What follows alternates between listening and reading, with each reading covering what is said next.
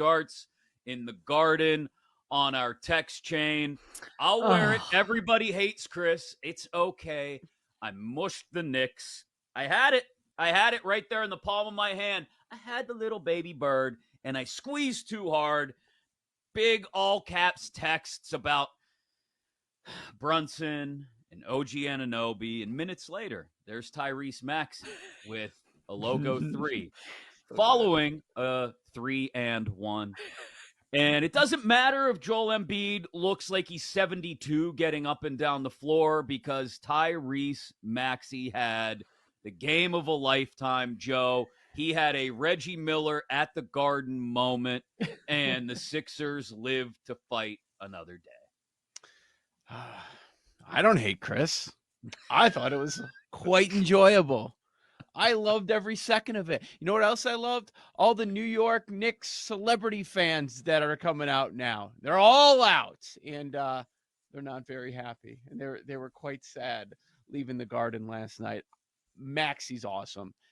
He's legit one of my favorite players in the league. Like, you watch him, and at times it looks like he's out of control, but he's quite in control.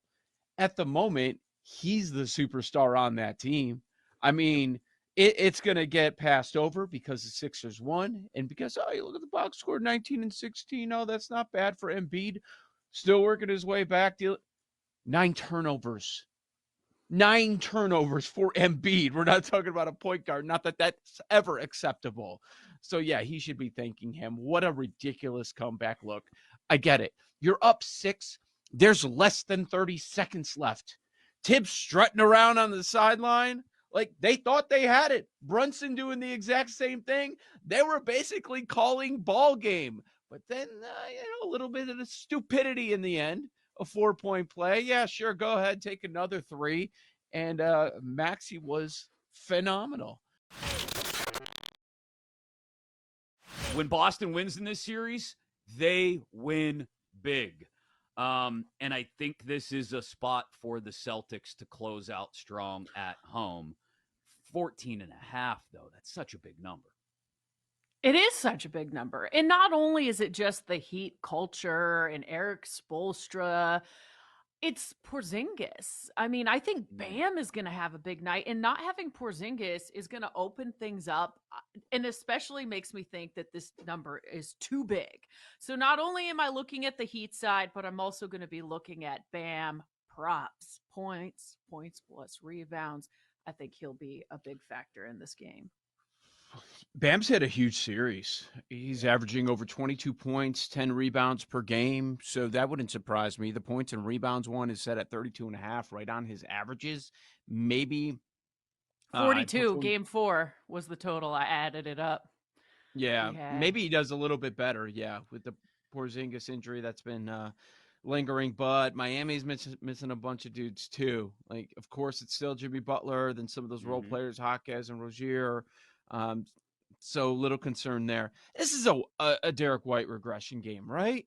Sure. It's like how do we attack that?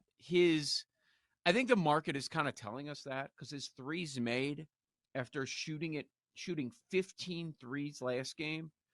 They set it at 3.5, and they made the over really juicy plus money, like plus 140, somewhere in that range.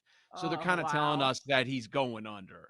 He's going under. But if you want to bet that, you're going to have to lay the price. So you could go under on the points, 38 last game.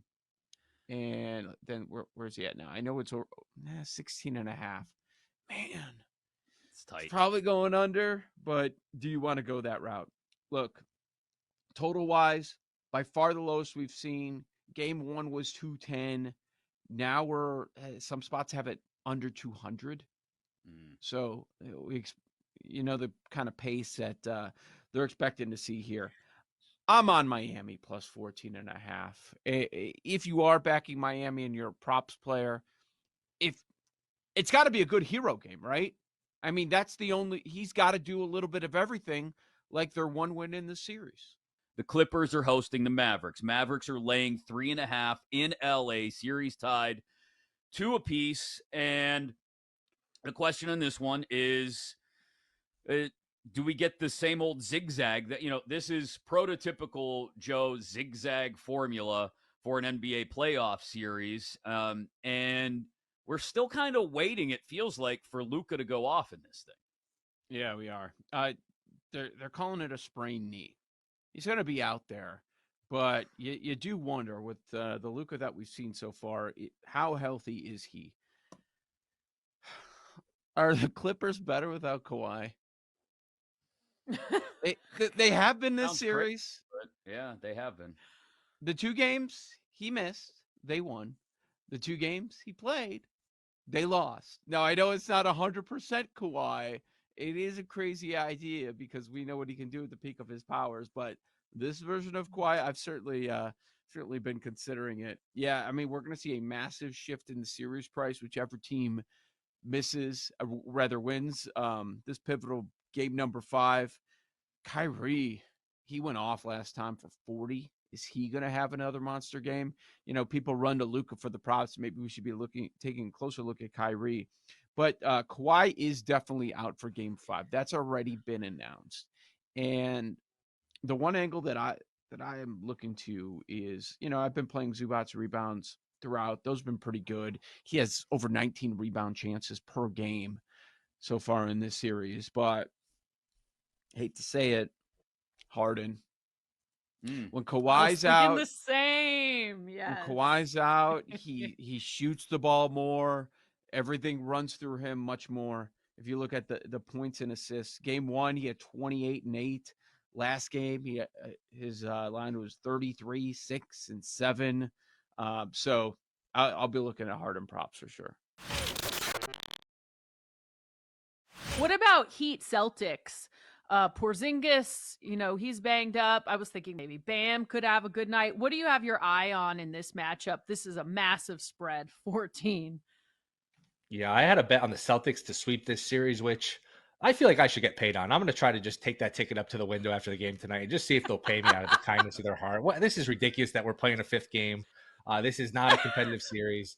There's nothing there for Miami. No Butler, no Rozier, now no Hawkes. I like Miami team total under 92.5. I think maybe even the better way to play is Heat team total under 48.5 or 48 for the first half, just because, hey, if it's a blowout, these games can get a little loosey-goosey at the end. I just think if you look at some of these halftime scores, I mean, Miami's in the 30s in some of these games, unless they're knocking in a bunch of threes like they did in game 2. And I think Boston kind of learned their lesson in game 2. There's just not a lot of shot creation. There's not a lot of offense. So Boston's a good defensive team. They got good defenders at every position. I don't know. Miami being in like the high 30s, low 40s at halftime is not would not surprise me. So Miami Heat team total under first half full game, I think are the ways to play. So if I had to take it or lay it, it's a lot of points. I'd probably lay it. I never trust Boston. I mean, they play with their food. They get complacent, but this is just a complete mismatch. AJ, not that you've ever been involved in any benches clearing situation, but what'd you think with Siri last night with the Rays and Brewers? You know why I loved it? You know what I loved it? Yeah. Because, I mean, he got hit. I don't know that Freddie hit him on purpose, Freddie Peralta.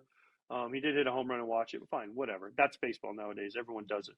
What I thought was great, though, was, Abner Uribe goes over there, covers first. He just stands there and waits for him, right? And then he kind of nudges him a little bit. Siri says something, and then Uribe is like, what are you going to do? And then they threw punches, though, right? Not advocating fighting, but if you're going to actually get in someone's face like that, like, let's not just, hold me back, Mr. Umpire. Like, Uribe was like, tried to slap him, then Siri tried to slap him, and then, boom, boom, and there's punches. Like, that was like Jose Ramirez, Tim Anderson last year. Like, when they were like, all right, let's square up and let's go. Oh, like, yeah. Like, let's do this, right? Like, let's not have the old, everyone's holding me back. I'm so, I'm so tough. Like, no, they actually threw hands, which I love. Curious your thoughts about what happened with Jackson Holliday, because there are a lot of people that obviously thought that he should have started the season with the majors.